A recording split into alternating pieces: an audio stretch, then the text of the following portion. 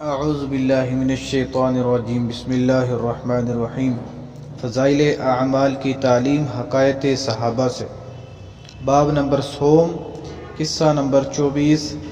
حضرت عمر رضی اللہ تعالی عنہ کی وسعت طلب کرنے پر تنبیہ اور حضور صلی اللہ علیہ وسلم کی گردش کی حالت۔ بیویوں کی بعض زیادتیوں پر ایک مرتبہ حضور صلی اللہ علیہ وسلم نے قسم کھا لی تھی کہ 1 مہینے تک ان کے پاس نہ جاؤں گا تاکہ ان کو تنبیہ ہو، اور علیحدہ اوپر ایک حجرے میں قیام فرمایا تھا۔ لوگوں میں یہ شہرت ہو گئی کہ حضور صلی اللہ علیہ وسلم نے سب کو طلاق دے دی۔ حضرت عمر رضی اللہ تعالی عنہ اس وقت اپنے گھر تھے۔ جب یہ خبر سنی تو دوڑے ہوئے تشریف لائے۔ مسجد میں دیکھا کہ لوگ متفرق طور پر بیٹھے ہوئے حضور صلی اللہ علیہ وسلم کے رنج اور غصے کی وجہ سے رو رہے ہیں۔ بیویاں بھی سب اپنے اپنے گھروں میں رو رہی ہیں۔ اپنی بیٹی حضرت حفصہ رضی اللہ تعالی عنہ کے پاس تشریف لے گئے۔ وہ بھی مکان میں رو رہی تھیں۔ فرمایا کہ اب کیوں رو رہی ہے؟ کیا میں نے ہمیشہ اس سے ڈرایا نہیں کرتا تھا کہ حضور صلی اللہ علیہ وسلم کی ناراضگی کی کوئی بات نہ کیا کر؟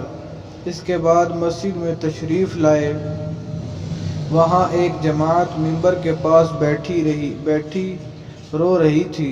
تھوڑی دیر وہاں بیٹھے رہے مگر شدید رنج سے بیٹھا نہ گیا تو حضور صلی اللہ علیہ وسلم کے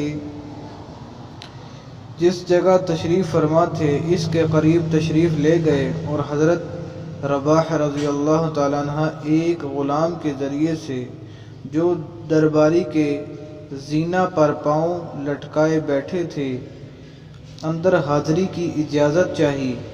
انہوں نے حاضر خدمت ہو کر حضرت عمر رضی اللہ تعالی عنہ کے لیے اجازت مانگی، مگر حضور صلی اللہ علیہ وسلم نے سکوت فرمایا، کوئی جواب نہ دیا۔ حضرت رباح رضی اللہ تعالی عنہ نے آ کر یہی جواب حضرت عمر رضی اللہ تعالی عنہ کو دے دیا کہ میں نے عرض کر دیا تھا مگر کوئی جواب نہیں ملا۔ حضرت عمر رضی اللہ تعالی عنہ مایوس ہو کر منبر کے پاس آ بیٹھے مگر بیٹھا نہ گیا، تو پھر تھوڑی دیر میں حاضر ہو کر حضرت رباح رضی اللہ تعالی عنہ کے ذریعے سے اجازت چاہی۔ اسی طرح 3 مرتبہ پیش آیا کہ یہ بیتی پیتابی سے غلام کے ذریعے اجازت حاضری کی مانگتے، ادھر سے جواب میں سکوت اور خاموشی ہی ہوتی۔ تیسری مرتبہ جب لوٹنے لگے تو حضرت رباح رضی اللہ تعالی عنہ نے آواز دی اور کہا کہ تمہارے حاضری کی اجازت ہو گئی۔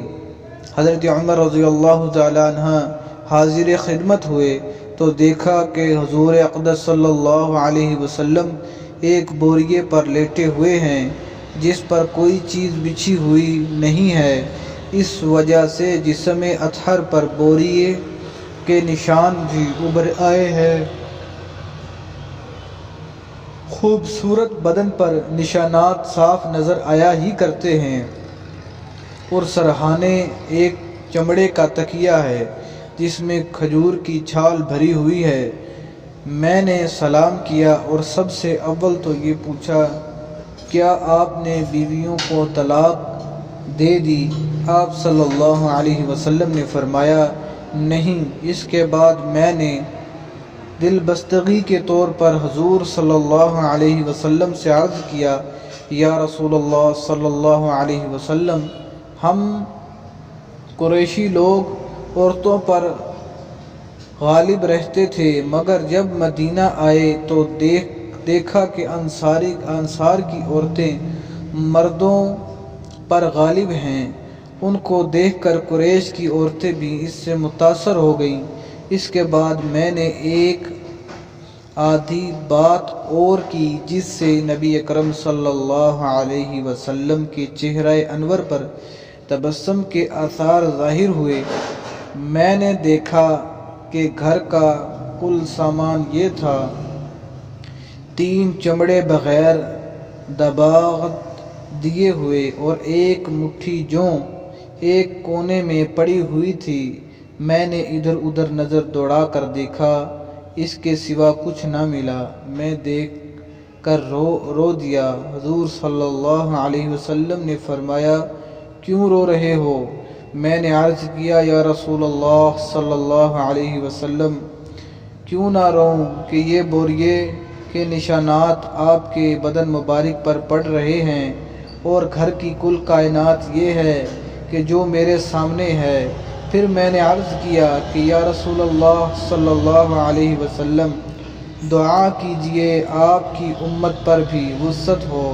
یہ روم اور فارس بے دین ہونے کے باوجود اللہ کی عبادت نہیں کرتے، ان پر تو یہ وسعت، یہ کیس و کسرا تو باغات اور نہروں کے درمیان ہو، اور آپ اللہ کے رسول اس کے خاص بندے ہو کر یہ حالت۔ نبی اکرم صلی اللہ علیہ وسلم تکیہ لگائے ہوئے لیٹے تھے۔ حضرت عمر رضی اللہ تعالی عنہ کی یہ بات سن کر بیٹھ گئے اور فرمایا کہ عمر، کیا اب تک اس بات کے اندر شک میں پڑے ہوئے ہو؟ سنو، آخرت کی وسعت دنیا کی وسعت سے بہت بہتر ہے۔ ان کفار کو طیبات اور اچھی چیزیں دنیا میں مل گئی اور ہمارے لیے آخرت میں ہیں۔ حضرت عمر رضی اللہ تعالیٰ عنہ نے عرض کیا، یا رسول اللہ صلی اللہ علیہ وسلم، میرے لیے استغفار فرمائیں کہ واقعی میں نے غلطی کی۔ فائدہ: یہ دین اور دنیا کے بادشاہ اللہ کے لاڈلے رسول صلی اللہ علیہ وسلم کا طرز عمل ہے کہ بوریے پر کوئی چیز بچھی ہوئی بھی نہیں، نشانات بدن پر پڑے ہوئے ہیں۔ گھر کے ساز و سامان کا حال بھی معلوم ہو گیا۔ اس پر ایک شخص نے دعا کی درخواست کی تو تنبیہ فرمائی۔ حضرت عائشہ رضی اللہ تعالی عنہ سے کسی نے پوچھا تھا کہ آپ کے گھر میں حضور صلی اللہ علیہ وسلم کا بستر کیسا تھا؟ فرمایا کہ ایک چمڑے کا تھا جس میں کھجور کی چھال بھری ہوئی تھی۔ حضرت حفصہ رضی اللہ تعالی عنہ سے بھی کسی نے پوچھا کہ آپ کے گھر میں حضور صلی اللہ علیہ وسلم کا بستر کیسا تھا؟ فرمایا کہ ایک ٹاٹ تھا جس کو دوہرا کر کے حضور صلی اللہ علیہ وسلم کے نیچے بچھا دیتی تھی۔ ایک روز مجھے خیال ہوا کہ اگر اس کو چوہرا کر کے بچھا دوں تو زیادہ نرم ہو جائے، چنانچہ ہم نے بچھا دیا۔ حضور صلی اللہ علیہ وسلم نے صبح کو فرمایا کہ رات کیا بچھا دیا تھا؟ ہم نے عرض کیا کہ وہی ٹاٹ تھا، اس کو چوہرا کر دیا تھا۔ فرمایا اس کو ویسے ہی کر دو جیسا پہلے تھا، اس کی نرمی رات کو اٹھنے میں مانع بنتی ہے۔ اب ہم لوگ اپنے نرم اور روئی دار گدوں پر بھی نگاہ ڈالیں کہ اللہ نے کس قدر وسعت فرما رکھی ہے، اور پھر بھی بجائے شکر کے ہر وقت تنگی کی شکایت ہی زبان پر رہتی ہے۔ بس میرے بھائیوں، دوستوں، بزرگوں، اللہ تعالی عمل کرنے کی توفیق عطا فرمائے، آمین، اور ہمیں بھی اس پر عمل کر سکنے کی توفیق عطا فرمائے، آمین۔